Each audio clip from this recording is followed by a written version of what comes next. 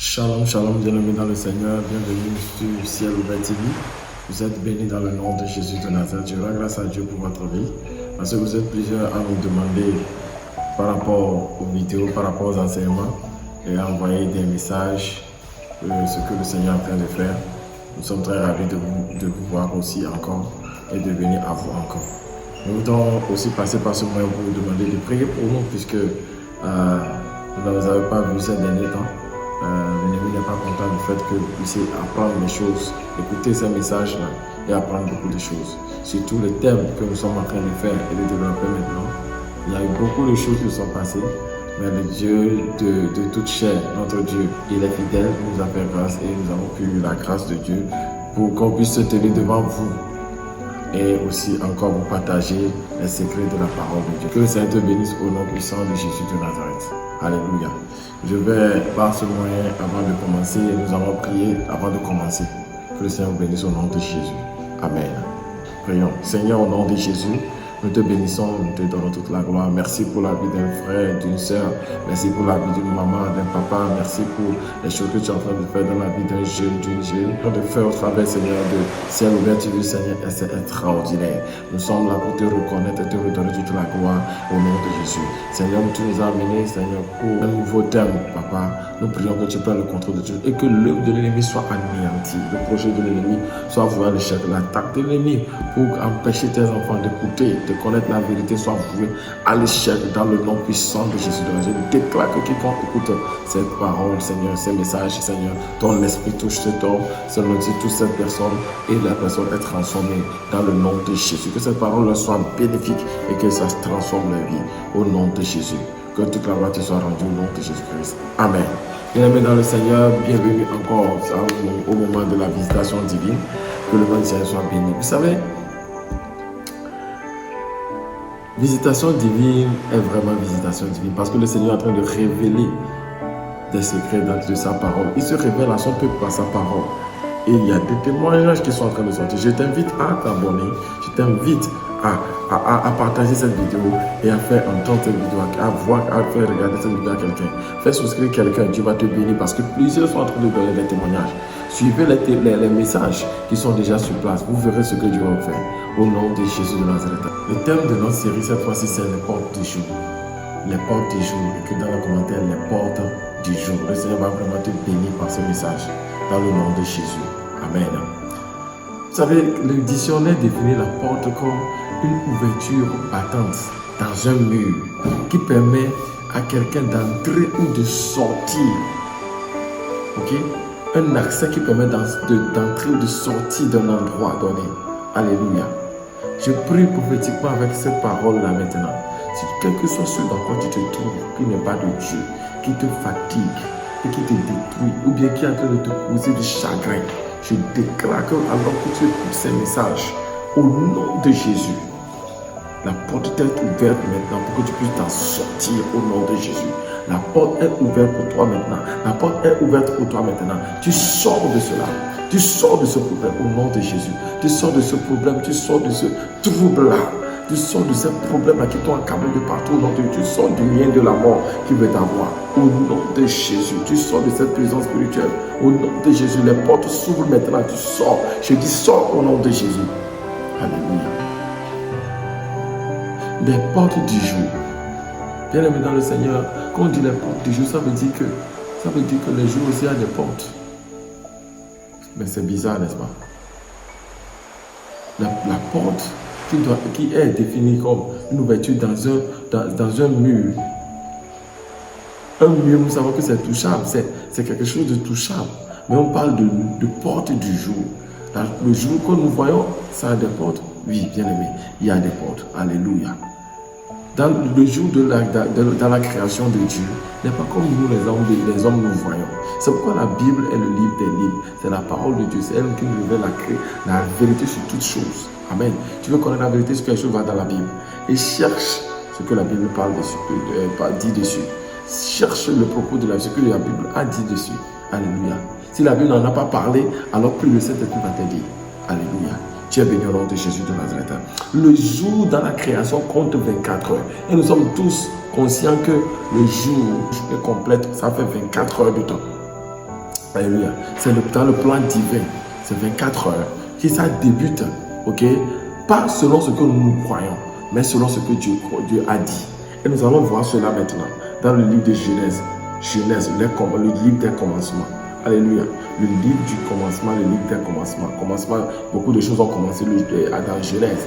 Alors nous allons voir quelque chose dans Genèse. Le premier chapitre, Genèse chapitre 1. Genèse chapitre 1, nous allons lire le verset 5. Est-ce que tu es là-bas? Genèse chapitre 1, le verset 5. La Bible déclare, Dieu appela la lumière jour et appela les ténèbres nuit. Et ainsi il y eut un soir et il y eut un matin. Ce fut le premier jour. Je répète, Dieu appela la lumière jour et il appela les ténèbres nuit. Ainsi il y eut un soir et il y eut un matin. Et ce fut le premier jour. Écoutez bien attentivement ce qu'il a dit. Il y eut un matin et il y eut un soir et il y eut un matin. Et ce fut le premier jour. Donc le premier jour a commencé quand? Le premier jour a commencé par le soir. Ah, non. Je ne sais pas si vous comprenez. Le premier jour a commencé par le soir. Nous les humains, nous voyons le jour comme lorsque le soleil se lève. Et ça se couche. D'autres iront plus loin. Ceux qui sont plus choses là, disons que ça commence à minuit et ça se termine à minuit. Mais dans la création, dans le plan de Dieu, vous voyez ce que Dieu dit. Dieu dit, la Bible dit que quoi? La lumière fut séparée des ténèbres. Et le premier jour, c'était quoi? Un soir et un matin. Ce qui veut dire que dans le plan divin, le jour devant Dieu débute par un soir. Alléluia. Débute par un soir et se prolonge jusqu'au lendemain matin, jusqu'au-delà du matin. Est-ce que vous comprenez? Jusqu'au-delà du matin, jusqu'à la même heure de cette soirée-là. Est-ce que vous me comprenez? Est-ce que tu as appris quelque chose? Dans le nom de Jésus, les révélations là, c'est des choses profondes. Donc nous ne devons pas voir le jour comme ce que Dieu nous croyons. Non, ça ce sont les humains. Alléluia. Les pensées de Dieu ne sont pas comme nos pensées. Le monde spirituel est vraiment complexe et vraiment différent des choses que nous voyons ici. Praise the Lord. Alléluia. Alors, comme nous parlons des portes du jour, ça veut dire que quand on parle du jour du soir jusqu'au matin, le jour a des portes. Quand on parle du jour a des portes, ça veut dire qu'il y a des portes qu'on peut faire quoi? Et que peut-on faire avec ces portes-là? Quelqu'un peut se demander, que peut-on faire avec les portes du jour? Ça donne accès. Ça donne accès à des solutions. Ces portes-là donnent accès à des solutions, à des révélations, à plusieurs choses que nous devons connaître en tant qu'enfants de Dieu. Ces portes permettent de sortir aussi des problèmes. Alléluia. Alors avec cette série, je t'invite à suivre jusqu'à la fin. Tu verras et tu comprendras beaucoup de choses. Je vous dis que ça n'a pas été facile pour que cette vidéo soit mise à jour. Mais le Seigneur est fidèle. Alléluia. Le diable ne veut pas que vous écoutez ceci. Mais il est vaincu par le sang de Jésus au nom de Jésus. Alléluia. Quand on parle des portes du jour, nous allons différencier les deux. Comme Dieu et la Bible dit qu'il y a eu une séparation de la lumière et des ténèbres par Dieu. Dieu a décidé, c'est dans la parole de Dieu, de désigner par un nom les moments où il fait noir dans la journée. Parce qu'on a parlé du soir jusqu'au lendemain soir. Ça fait un jour. Donc Dieu a décidé, selon la parole de Dieu, a différencié les deux là. Et ça, les deux là, la partie le moment où il fait noir, on les appelle les veilles. On parle des veilles, et les veilles. On parle des veilles de la nuit. Alléluia. C'est quoi une veille? La veille, c'est la mesure du temps, ok, qui permet de diviser, ok, les heures de la nuit. Je répète. Vous savez que une journée porte 24 heures. Ok, un jour c'est 24 heures. Et 24 heures de temps, je vous dis maintenant que du soir, ça commence d'un soir, et je vais vous donner bientôt l'heure, jusqu'au soir, à la même heure du jour du lendemain. Donc, cela fait 24 heures. Or, la moitié, ça fait 12, et l'autre moitié, ça fait 12. Il y a 12 heures de temps pendant lesquelles le soleil brille, et 12 heures de temps pendant lesquelles il y a les ténèbres. Si vous comprenez. Maintenant, dans les 12 de la nuit, on les appelle les veilles. Les 12 heures là, on appelle les veilles. Pendant ces 12 heures là, ce sont les moments de la nuit. Il y a des portes, les portes de cette nuit là, on les appelle les veilles. les veilles de la nuit. Et ça permet de pouvoir savoir et de distinguer les moments avec ce qui se passe à ces moments, un à un, de manière distinctive pour savoir quoi faire à quel moment en tant qu'enfant de Dieu. Alléluia. Vous savez, ces choses, les gens du monde des ténèbres sont au courant de ça. Et des gens d'autres religions sont au courant de ça. Mais nous, les enfants de Dieu, des fois, l'ignorance est trop. Mais Dieu merci, le ciel ouvert est là. Et Dieu fera de grandes choses pour révéler des choses au nom de Jésus de Nazareth. Alléluia. Les veilles de la nuit, il y en a plusieurs. Je vais ici prendre les 12 heures de la nuit et vous expliquer et vous dire le nombre de portes ou bien le nombre de veilles, qui existent et qu'est-ce qui se passe à chaque veille. Vous savez, dans la parole de Dieu, la Bible dit que nous devons amener le combat aux portes de l'ennemi. Et la Bible déclare que les décisions étaient prises aux portes. Quand vous lisez dans la parole, vous allez voir que souvent on prenait les décisions à la porte de la ville. Pourquoi la porte et non dans la ville?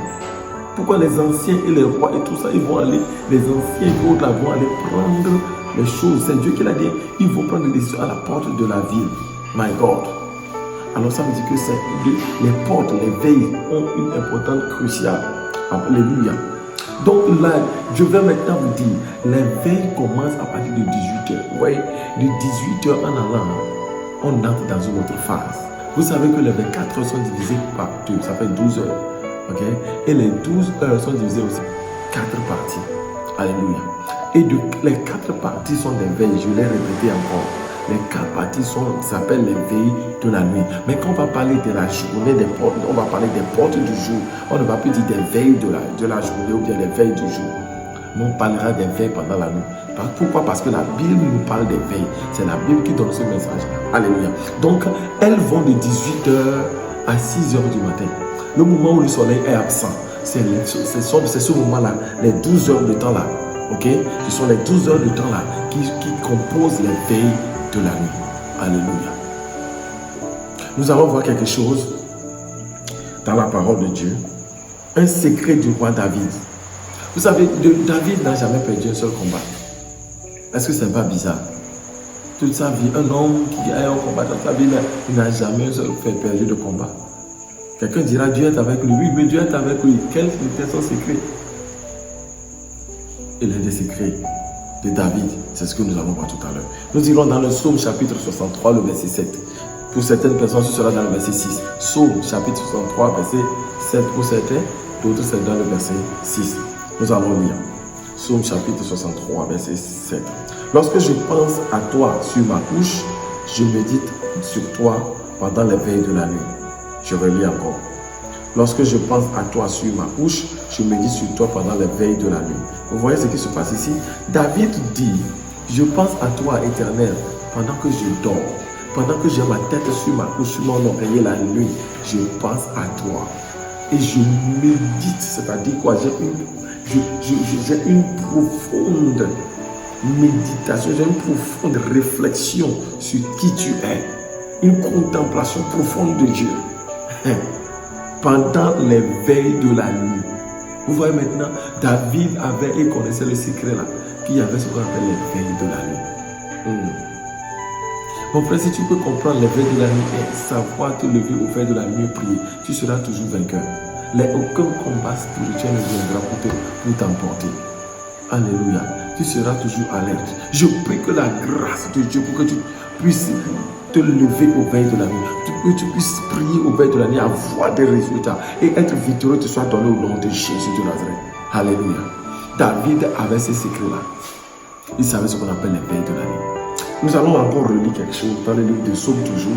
David n'a pas fini de révéler ses secrets. Nous allons voir dans le Psaume chapitre 119. Psaume chapitre 119. Psaume verset 148. Il y a pour certains, c'est le verset 147. Psaume 119, le verset 148, 147, 147. Il dit, je devance l'aurore, je me lève avant l'aurore. Vous savez, l'aurore, c'est lorsque le soleil veut se lever. C'est en ce moment qu'on parle d'aurore. David dit, je me devance, je me lève tôt. Je me lève plus tôt, avant l'aurore, je suis là. Ça veut dire qu'au milieu de la nuit, il est là. Je devance l'aurore, je crie. Et certaines versions ajoutent dans la prière. C'est-à-dire que David, quand il dit qu'il médite, il prie pendant les veilles de la nuit. Je prie. Faut que je prie. Alléluia. Verset 48, 148, c'est 149. Et je devance les veilles maintenant. Et j'ouvre les yeux. Donc David, pendant les veilles de la nuit, son secret c'était qu'il ouvrait les yeux. Toi qui ne fais que dormir, tu n'aimes pas prier la nuit.